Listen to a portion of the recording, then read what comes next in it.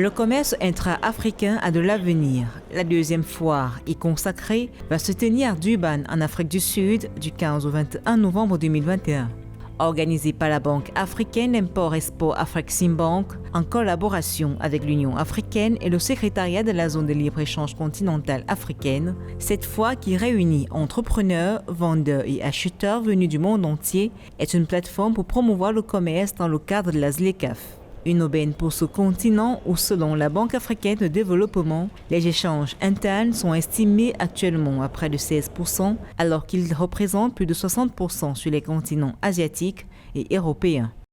L'Afrique du Sud aujourd'hui, qui est la première économie en termes de PIB, un indicateur agrégat économique, sur le continent aujourd'hui, l'organisation d'une telle foire dans ce pays est un message fort à l'ensemble des États africains qui traînent les pas encore pour ratifier l'accord de la ZLECAf. L'Afrique a besoin alors d'une telle union, au-delà des barrières douanières et tarifaires, pour que nous puissions booster notre croissance économique de manière inclusive. Avec plus d'1 milliard de consommateurs et un produit intérieur brut combiné d'environ 3 000 milliards de dollars pour le continent, la nouvelle zone de libre-échange continentale crée le deuxième plus vaste marché mondial. Active depuis janvier 2021, elle devrait permettre d'accélérer les échanges à l'intérieur du continent, notamment à travers la suppression de 90% des taxes douanières sur les 15 prochaines années. Si la ZLECAf parvenait à être une réalité, en termes de consolidation du produit intérieur brut, l'Afrique serait la 5e puissance dans le monde.